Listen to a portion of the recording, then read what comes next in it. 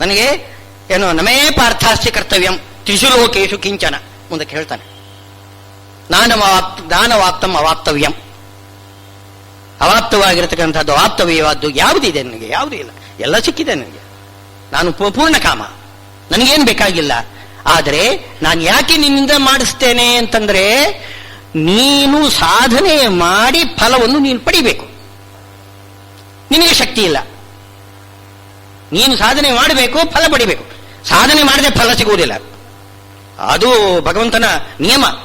ಯಾರು ಎಷ್ಟೆಷ್ಟು ಸಾಧನೆ ಮಾಡ್ತಾರೋ ಅಷ್ಟಷ್ಟು ಫಲ, ಎಷ್ಟೆಷ್ಟು ಒಳ್ಳೆಯ ಕೆಲಸ ಮಾಡ್ತಾರೋ ಅಷ್ಟಷ್ಟು ಅವನಿಗೆ ಸಂಪತ್ತು ಕೊಡ್ತಾನೆ ಭಗವಂತ. ಮಾಡಲೇಬೇಕು, ಆದರೆ ಮಾಡಲಿಕ್ಕೆ ಯಾರಿಗೂ ಕೂಡ ಸಾಮರ್ಥ್ಯ ಇಲ್ಲ.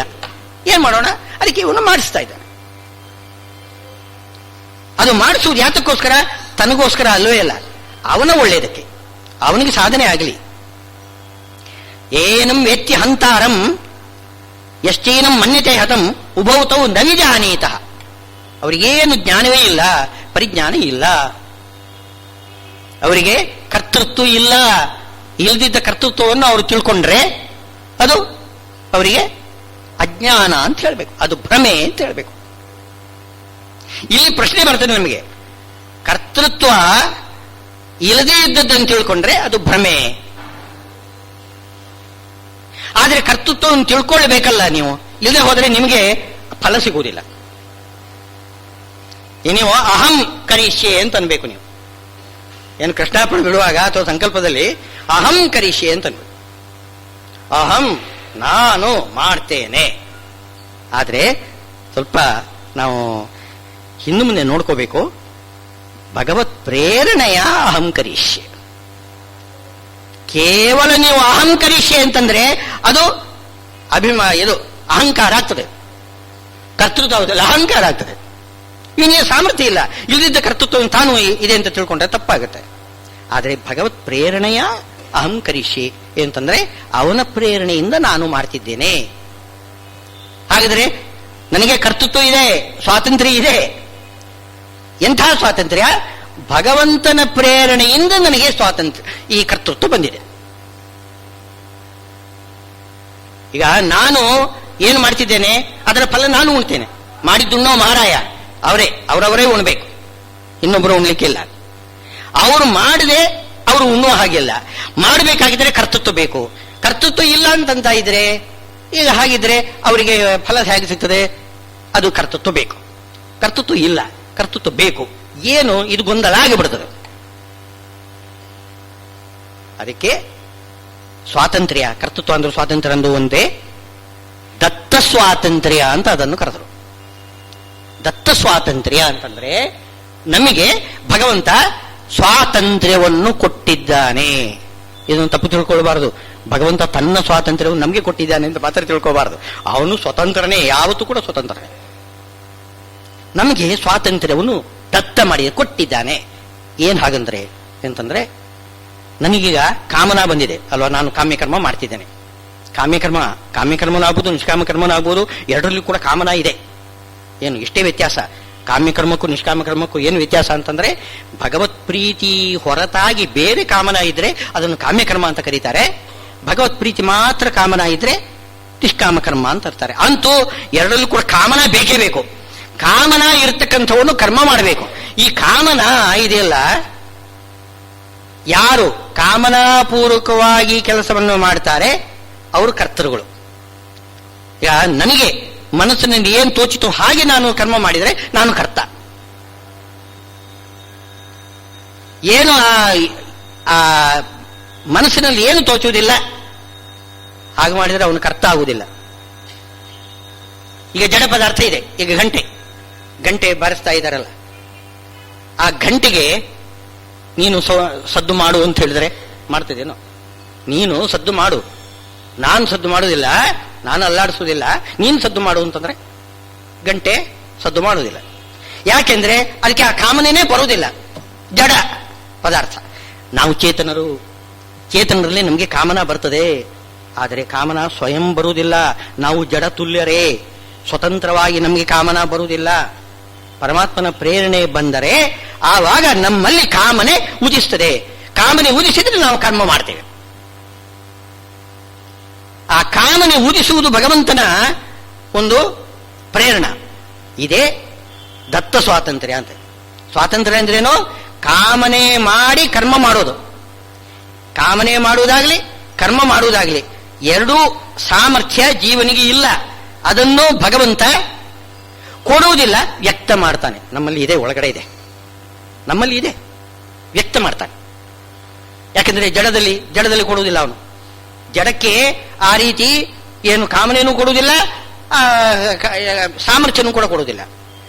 ಎರಡನ್ನೂ ಕೂಡ ಭಗವಂತ ನಮಗೆ ಕೊಡ್ತಾನೆ. ಕೊಡುವುದು ಅಂದರೆ ಅರ್ಥವೇನೋ?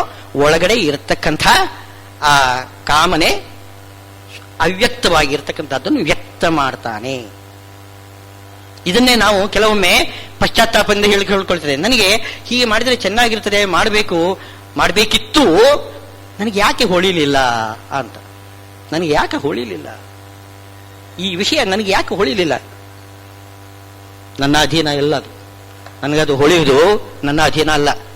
ಅದು ಭಗವಂತನ ಅನುಗ್ರಹ ಇದ್ರೆ ನನಗೆ ಹೀಗೆ ಮಾಡಬೇಕು ಅಂತ ಹೊಳೀತದೆ. ಹಾಗೆಯೇ ಮಾಡ್ತೇವೆ ನಾವು. ನಾವೇನೋ ಮನ ಬಂದಂತೆ ಮಾಡ್ತೇವೆ, ನಮ್ಗೆ ಹೇಗೆ ತೋಚಿದೋ ಹಾಗೆ ಮಾಡ್ತಿದ್ದೇವೆ. ಕರ್ತೃತ್ವ ಎಲ್ಲೋ ಇದೆ. ಆದರೆ ಇದು ಎಲ್ಲವೂ ಕೂಡ ಅದು ಭಗವಂತನ ಅನುಗ್ರಹ ಇದ್ದರೆ ಮಾತ್ರ ನಮಗೆ ಈ ತಲೆಯಲ್ಲಿ ಹೊಳಿತದದು ಹೀಗೆ ಮಾಡಬೇಕು ಅಂತ. ಮಾಡಲಿಕ್ಕೆ ಸಾಮರ್ಥ್ಯನೂ ಕೂಡ ನಮ್ಮಲ್ಲಿ ಬರ್ತದೆ.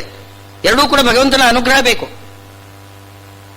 ಇದಕ್ಕೆ ದತ್ತ ಸ್ವಾತಂತ್ರ್ಯ ಅಂತ ಹೇಳೋದು. ಸ್ವಾತಂತ್ರ್ಯವನ್ನು ನಮಗೆ ಕೊಡ್ತಾನೆ. ಯಾಕೆ ಕೊಡ್ತಾನೆ ಅಂತಂದ್ರೆ, ಈ ಸ್ವಾತಂತ್ರ್ಯ ಇರತಕ್ಕಂಥವನಿಗೆ, ಕರ್ತೃವಿಗೆ ಮಾತ್ರ ಅದರ ಫಲ. ಕರ್ಮ ಕರ್ತೃ ಯಾರಿದ್ದಾರೆ, ಮಾಡಿದವನು ಯಾರೋ, ಅದರ ಫಲ ಅವನ ಅನುಭವಿಸಬೇಕು. ಹೀಗೆ ನಿಯಮ. ಈ ನಿಯಮವನ್ನು ಕೂಡಿಸ್ಲಿಕ್ಕೋಸ್ಕರ ಅವನು ನಮ್ಮಿಂದ ಕರ್ಮವನ್ನು ಮಾಡಿಸ್ತಾನೆ. ಈ ರೀತಿ ನಾವು ಅಸ್ವತಂತ್ರರು ಆದರೂ ಏನು ದತ್ತವಾಗಿರ್ತಕ್ಕಂಥ ಅಥವಾ ಅಧೀನ ಸ್ವಾತಂತ್ರ್ಯ ಅಂತಲೂ ಹೇಳ್ತಾರೆ. ಶಾಸ್ತ್ರದಲ್ಲೆಲ್ಲ ಅಧೀನ ಸ್ವಾತಂತ್ರ್ಯ ಅಂತ ಹೇಳ್ತಾರೆ. ಆದರೆ ದಾಸರಾಯರುಗಳೆಲ್ಲ ಕಡೆಗಳು ಕೂಡ ದತ್ತ ಸ್ವಾತಂತ್ರ್ಯ ಅಂತ ಕರೀತಾರೆ. ಅರ್ಥ ಒಂದೇ, ಅಧೀನ ಸ್ವಾತಂತ್ರ್ಯ, ದತ್ತ ಸ್ವಾತಂತ್ರ್ಯ. ದತ್ತ ಅಂದ್ರೆ ಅವನು ಕೊಡುವುದಲ್ಲ, ವ್ಯಕ್ತ ಮಾಡಿ ಕೊಡೋದು. ಅದು ಕೂಡ ಕೊಡುವುದೇ, ವ್ಯಕ್ತ ಮಾಡಿ ಕೊಡ್ತಾ ಇದ್ದಾನೆ. ನಮ್ಮಲ್ಲಿ ಇಲ್ಲದಿದ್ದುದನ್ನು ಕೊಡುವುದಿಲ್ಲ. ಮೋಕ್ಷದಲ್ಲಿಯೂ ಕೂಡ ಆನಂದ ನಮ್ಮಲ್ಲಿ ಇಲ್ಲದೇ ಇದ್ದದ್ದನ್ನು ಏನೂ ಕೊಡುವುದಿಲ್ಲ. ಅವನೇ ನಟ್ಟದಲ್ಲಿ ಬೀಳುವುದಿಲ್ಲ, ತನ್ನ ಆನಂದವನ್ನು ಇನ್ನೊಬ್ಬರೇ ಕೊಡೋದಿಲ್ಲ, ಹೊರಗಿಂದಲೂ ಕೊಡೋದಿಲ್ಲ. ಹೊರಗಿಂದ ಕೊಡುವುದು ಇಲ್ಲಿ ಯಾವುದೇ ಸಂಸಾರದಲ್ಲಿ ಆ ಸಾಂಸಾರಿಕ ಸುಖ ಏನಿದೆ ಅದೆಲ್ಲ ಹೊರಗಿಂದ ಅದು ಕೊಡ್ತಾ ಇದ್ದಾನೆ. ಅದು ಯಾತಕ್ಕೋಸ್ಕರ? ನಿಮಗೆ ಸುಖ ಅಂದ್ರೆ ಏನು ಅಂತ ಒಂದು ಕಲ್ಪನೆ ಬರಲಿಕ್ಕೋಸ್ಕರ. ಆಗಾಗಾಗಿ ಸುಖ ತಿನ್ನಿಸ್ತಾನೆ. ಆದ್ರೆ ಸುಖ ಬಂದಾಗ ಅಹಂಕಾರ ಬರ್ತದಲ್ಲ, ಆ ಅಹಂಕಾರ ಕಳೆಯೋದಕ್ಕೋಸ್ಕರ ದುಃಖ ಕೊಡ್ತಾನೆ. ಎರಡೂ ಕೂಡ ನಮ್ಮ ಮೇಲೆ ಅನುಗ್ರಹದಿಂದಲೇ ಸುಖ ದುಃಖಗಳನ್ನು ಕೊಟ್ಟು ಏನ್ ಮಾಡ್ತೀವಿ? ಎಡವಿ ಬಿದ್ದು ಕಲ್ಕೊಂಡು ನಡೀಬೇಕು ತಾನೇ. ನಡಿಬೇಕಾಗಿದ್ರೆ ಎಷ್ಟೋ ಸಲ ಮಗು ಎಡವಿ ಬೀಳ್ತದೆ. ಆ ರೀತಿ ನಾವು ಸಾಧನೆ ಮಾಡ್ಲಿಕ್ಕೋಸ್ಕರ ಸುಖ ದುಃಖಗಳನ್ನು ಆಗಾಗ್ಗೆ ಹೊರಗಿಂದ ಕೊಡ್ತಾ ಇದ್ದಾನೆ. ಕೊನೆಗೆ ಮೋಕ್ಷದಲ್ಲಿ ಒಳಗಡೆ ಇರತಕ್ಕಂತಹ ಆನಂದವನ್ನೇ ವ್ಯಕ್ತ ಮಾಡಿ ಕೊಡ್ತಾನೆ. ಆದ್ರಿಂದ ಈ ಅಸ್ವಾತಂತ್ರ್ಯವನ್ನು ನಾವು ಚೆನ್ನಾಗಿ ತಿಳ್ಕೊಳ್ಬೇಕು. ಇದು ನಾವು ಸಂಕಲ್ಪ ಕೃಷ್ಣಾರ್ಪಣೆಗಳಲ್ಲಿ ಪ್ರೇರಣೆಯ ಪ್ರೀತ್ಯರ್ಥ ಅಂತ ಎರಡು ಹೇಳ್ತೇವೆ ನಾವು. ಭಗವಂತನ ಪ್ರೇರಣೆಯಿಂದ ಭಗವಂತನ ಪ್ರೀತಿಗೋಸ್ಕರ. ಭಗವಂತನ ಪ್ರೇರಣೆಯಿಂದ ಅಂತನ್ನೋದೇ ಕರ್ತೃತ್ವ ಎಂಬುದು ನಮ್ಮದು ಅಧೀನ ಕರ್ತೃತ್ವ ತ್ಯಾಗ. ಎರಡಿದೆ ಅಂಶ, ಫಲ ತ್ಯಾಗ, ಕರ್ತೃತ್ವ ತ್ಯಾಗ. ಎರಡೂ ತ್ಯಾಗ ಮಾಡಬೇಕು ನಿಷ್ಕಾಮ ಕ್ರಮದಲ್ಲಿ. ಕರ್ತೃತ್ವ ತ್ಯಾಗವನ್ನೇ ಹೇಳೋದು ಏನು ಅಂತಂದ್ರೆ, ನನ್ನಲ್ಲಿ ಸ್ವತಂತ್ರ ಕರ್ತೃತ್ವ ಇಲ್ಲ, ಅಧೀನ ಕರ್ತೃತ್ವ ಮಾತ್ರ ಇದೆ, ಸ್ವತಂತ್ರ ಕರ್ತೃತ್ವ ಇಲ್ಲ. ಭಗವಂತನ ಪ್ರೇರಣೆಯಿಂದ ನಾನು ಮಾಡ್ತಾ ಇದ್ದೇನೆ. ಭಗವತೋ ಬಲೇನ ಭಗವತೋ ವೀರೇಣ ಭಗವತೇ ಸಹ ಭಗವತ್ಕರ್ಮಣ. ಪೂಜೆಗೆ ಕೂತ್ಕೊಳ್ಳುವಾಗ ಸಂಕಲ್ಪ ಮಾಡುವುದೇ ಹಾಗೆ. ನಾವು ಎಲ್ಲ ಅವನು ಕೊಟ್ಟಿರತಕ್ಕಂಥ ವ್ಯಕ್ತ ಮಾಡಿ ಕೊಟ್ಟಿರತಕ್ಕಂಥ ಒಂದು ಸಾಮರ್ಥ್ಯದಿಂದ, ಕಾಮನೆಯಿಂದ ನಾನು ಕರ್ಮ ಮಾಡ್ತೇನೆ ಅಂದ ಎರಡು ಅಂಶ. ಕರ್ತೃತ್ವವನ್ನೂ ಬಿಡಬೇಕು, ಫಲವನ್ನೂ ಬಿಡಬೇಕು. ಇಂಥ ನಿಷ್ಕಾಮ ಕರ್ಮ ನೀನು ಮಾಡು ಅಂತ ಭಗವಂತ ಅರ್ಜುನನಿಗೆ ಉಪದೇಶ ಕೊಡ್ತಾ ಇದ್ದಾನೆ.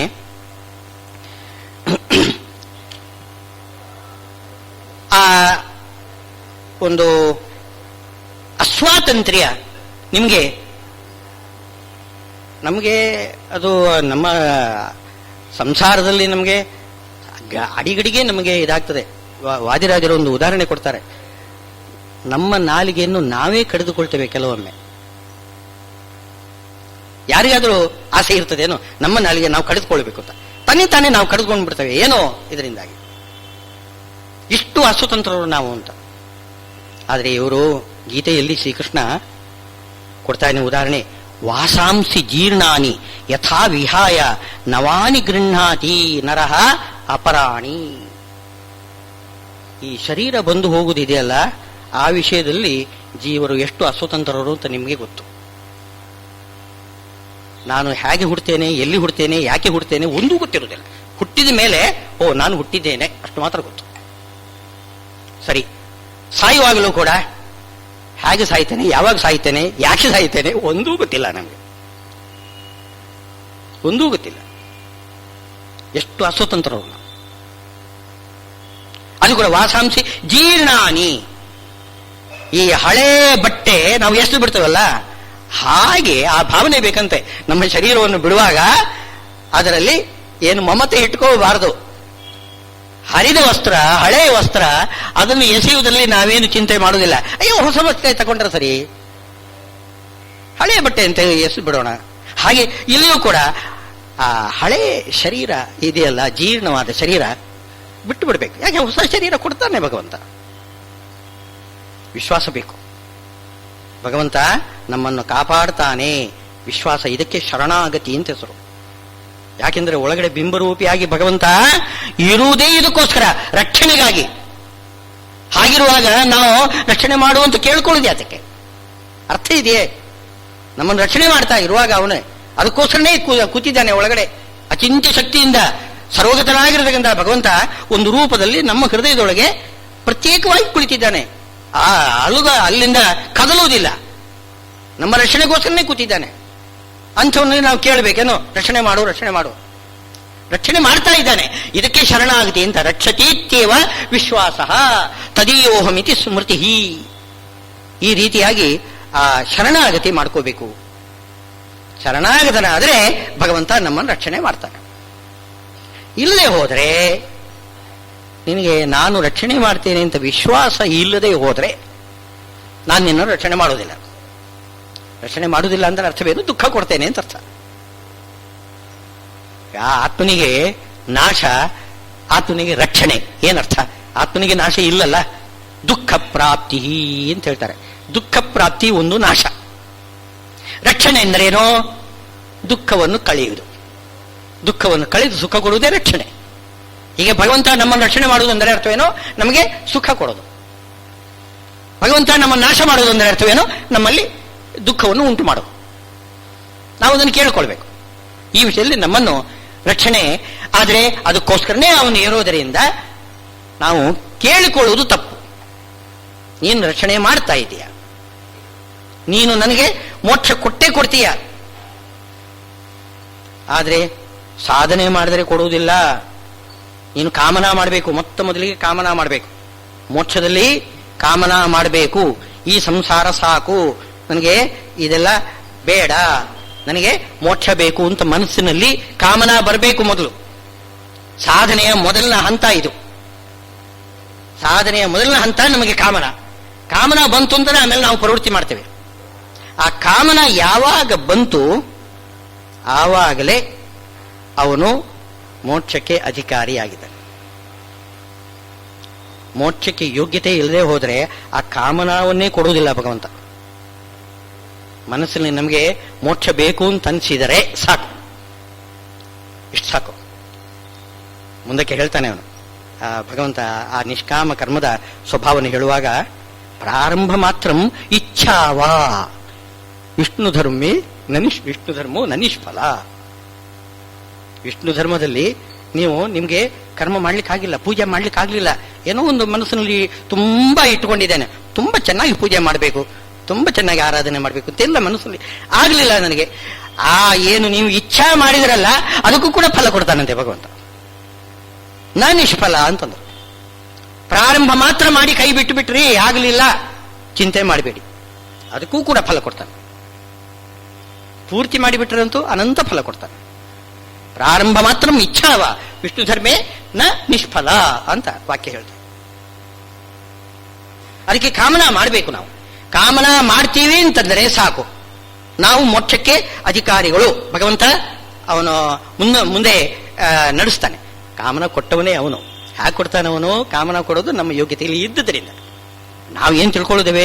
ಯೋಗ್ಯತೆ ಇದ್ರೆ ಕಾಮನ ಬರ್ತದೆ, ಕಾಮನ ಇದ್ರೆ ಯೋಗ್ಯತೆ ಇದೆ. ಅರ್ಥ ಒಂದೇ. ಯೋಗ್ಯತೆಯಿಂದ ಕಾಮನ ಹುಟ್ಟುತ್ತದೆ. ಕಾಮನ ಹುಟ್ಟಿದೆ ಅಂತ ನಮ್ಗೆ ಗೊತ್ತಾದ್ರೆ ಇವನಲ್ಲಿ ಯೋಗ್ಯತೆ ಇದೆ ಅಂತ ಗೊತ್ತಾಗುತ್ತೆ. ಇಷ್ಟೇ. ಇದಕ್ಕೆ ಅನ್ಯೋನ್ಯಾಶ್ರಯ ಅಂತ ಹೇಳ್ಬೇಡಿ.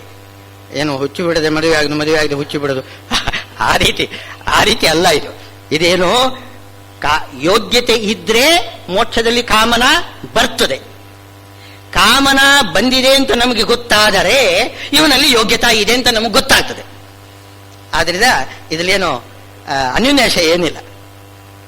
ಈ ರೀತಿ ನಮಗೆ ಮೋಕ್ಷ ಕಾಮನ ಬೇಕು.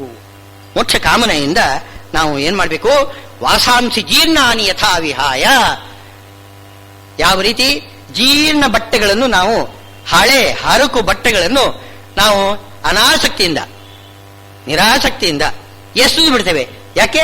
ಒಳ್ಳೆ ಶರೀರ ನನಗೆ ಭಗವಂತ ಕೊಡ್ತಾನೆ ಅಂತ. ಇದು ಬೇಕು, ಏನೋ ಆ ದೃಢತೆ ಬೇಕು. ಮೋಕ್ಷ ಮಾರ್ಗದಲ್ಲಿ ಹೋದ್ರೆ ಒಂದು ಕಲ್ಲು, ಸಿಕ್ಕಿದ್ರೆ ಒಂದು ಹಣ್ಣು ಅಂತ ಆ ಥರ ಪ್ರವೃತ್ತಿ ಮಾಡಬಾರದು. ಯಾವತ್ತೂ ಕೂಡ ದೃಢವಾಗಿರ್ತಕ್ಕಂತಹ ಒಂದು ಏನು ನಿಶ್ಚಯ ಬೇಕು, ವಿಶ್ವಾಸ ಬೇಕು. ವಿಶ್ವಾಸ ಫಲದಾಯಕ. ವಿಶ್ವಾಸ ಇಲ್ಲದೆ ಹೋದರೆ ಫಲ ಕೊಡುವುದಿಲ್ಲ ಅಂತ.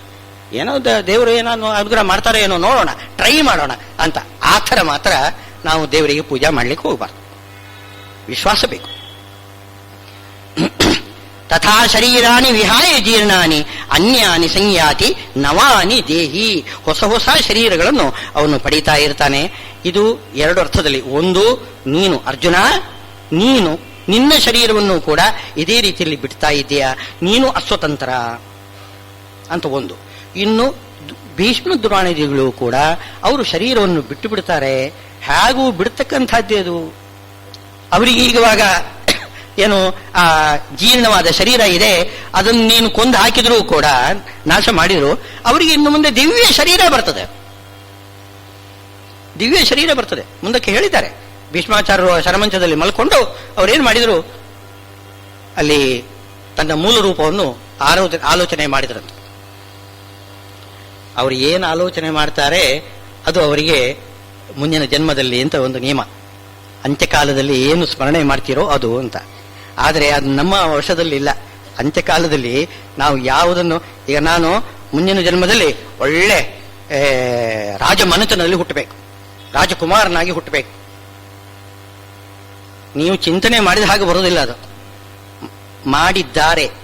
ಧ್ರುವರಾಜರಿದ್ದಾರಲ್ಲ, ಧ್ರುವರಾಜರು ಹಿಂದಿನ ಜನ್ಮದಲ್ಲಿ ತುಂಬ ಸಾಧನೆ ಮಾಡಿದರು. ಇನ್ನು 6 ತಿಂಗಳ ತಪಸ್ಸು ಉಳಿದಿತ್ತು.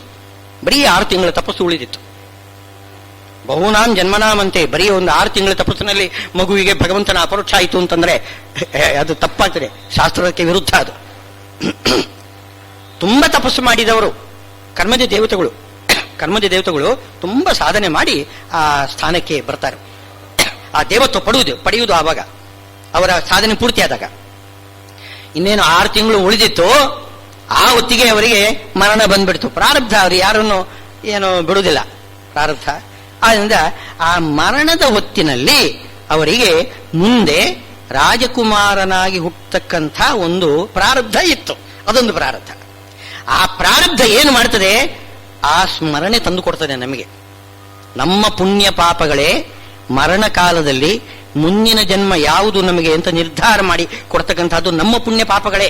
ಅವು ಏನು ಮಾಡ್ತವೆ ಅಂದರೆ ಮರಣ ಕಾಲದಲ್ಲಿ ಆ ಯೋನಿಯನ್ನು ನೆನಪು ಮಾಡಿ ಕೊಡ್ತದೆ.